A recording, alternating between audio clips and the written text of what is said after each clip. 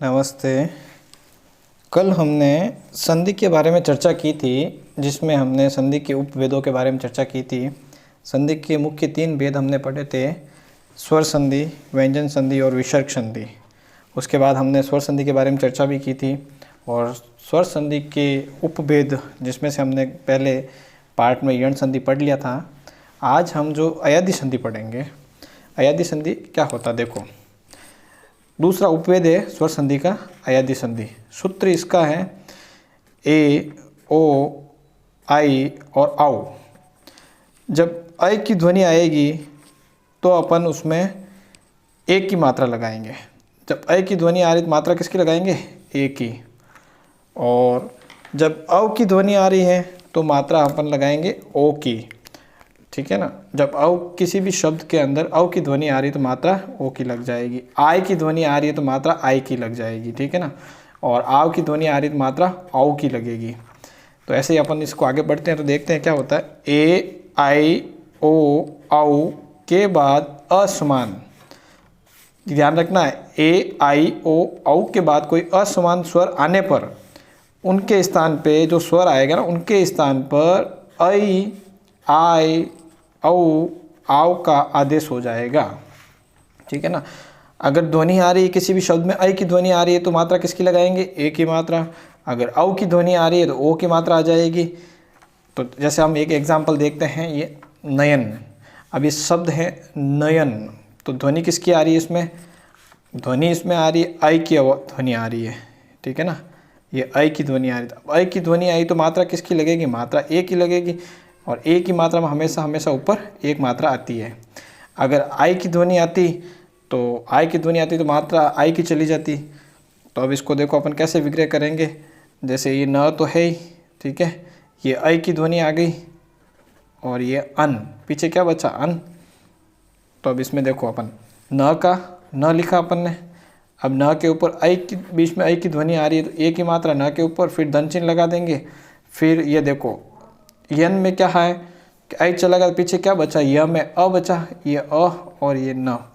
तो नयन का संधि विच्छेद क्या होगा, ने धन अन। और अयादि संधि की विशेष पहचान ये होती है कि अगर जिसके ऊपर एक मात्रा लग रही है वो आपको कौन सी संधि लगानी है, उसमें आपको मैं नियम के अनुसार आगे बताऊंगा, शॉर्ट ट्रिक्स दे दूंगा। वैसे शॉर्ट ट्रिक्स चलती नहीं है, लेकिन काफ़ी शब्दों में शॉर्ट ट्रिक्स काम कर जाती है। मैं आपको बताऊंगा शॉर्ट ट्रिक्स, एक एक शब्द स्वर संधि की बता दूंगा, व्यंजन संधि की बताऊंगा, विसर्ग संधि की भी बताऊंगा, ठीक है। तो आपको ये ध्यान रखना है कि जिसमें ध्वनि आ रही है ऐ, औ, आई और आव की ध्वनि आती है तो वहाँ अयादि संधि कर देंगे। और ऐसे ही अपन ने यण संधि में भी यही पढ़ा था कि य, र, ल, व से पहले कोई भी आधा अक्षर आ जाता है तो वो कौन सी संधि हो जाएगी, यण संधि, ठीक है ना। अब देखो संधि विच्छेद करने के विशेष नियमों को अपन कैसे करेंगे। पहला देखो, पहला नियम होता है ऐ, औ, आई, आव की ध्वनि से पहले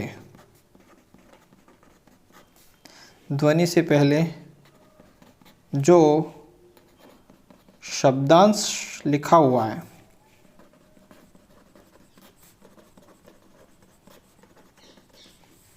उसे लिख दो।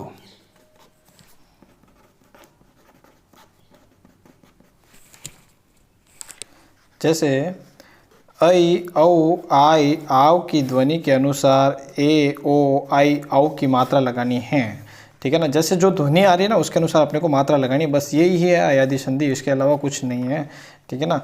इसके बाद ऐ, औ, आई, आव की ध्वनि को छोड़कर शेष शब्दांश को धन चिन्ह, ये धन चिन्ह है मतलब प्लस का चिन्ह आएगा, उसको धन चिन्ह कहते हैं संधि में, धन चिन्ह के आगे लिख देना है।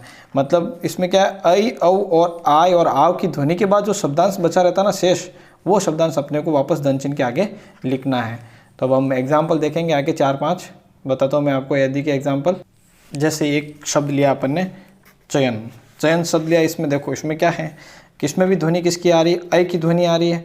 ऐ की ध्वनि आई तो मात्रा किसकी लगेगी, ए की।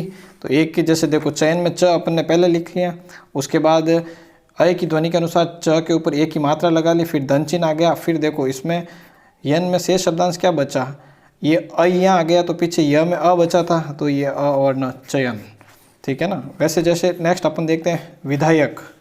अब देखो वि धा य क, तो ध्वनि यहाँ आ है और ये य है, तो ध्वनि किसकी आ रही है? आई की ध्वनि आ रही है। जैसे आई की ध्वनि आई तो मात्रा किसकी लगी? आई की लगेगी। तो आई में हमेशा ध्यान रखना, ए में हमेशा सिंगल मात्रा लगती है और आई में हमेशा डबल मात्रा लगाते हैं, ये विशेष ध्यान रखना ए और आई का। ए में सिंगल और आई में डबल मात्रा। तो अब देखो आई की ध्वनि से पहले शब्दांश क्या था यहाँ पे? वी और ध, तो अपन ने वी लिख देते हैं और ये ध लिख लेते हैं। फिर आई के अनुसार ध के ऊपर आई की मात्रा लगा दी अपन ने, और फिर धन चिन्ह आ गया और पीछे क्या बचा? अक, ये अपन ने अक लिख लिया, तो हो गया विदे धन अक। और संधि कौन सी हो जाएगी इसमें? अयादि संधि हो जाएगी, ठीक है ना। तो जिसमें आपको आई, आई, औ, आव की ध्वनि मिल जाए ना शब्दांश में, तो समझ लेना वहाँ पे संधि कौन सी है? अयादि संधि है। एक शब्द और देखते हैं अपन, जैसे भवती। अब देखो भवती, तो भ और व के बीच में भ में अ है और ये व, तो ध्वनि किसकी आ रही है? औ की ध्वनि आ रही है। अब जब औ की ध्वनि आएगी तो मात्रा किसकी लगेगी? ओ की मात्रा लगेगी। सीधा सा है कि जब औ की ध्वनि आती है तो ओ की मात्रा लगती है, और ओ में ये ध्यान रखना, ओ में सिंगल मात्रा आती है और आओ में हमेशा डबल मात्रा आती है।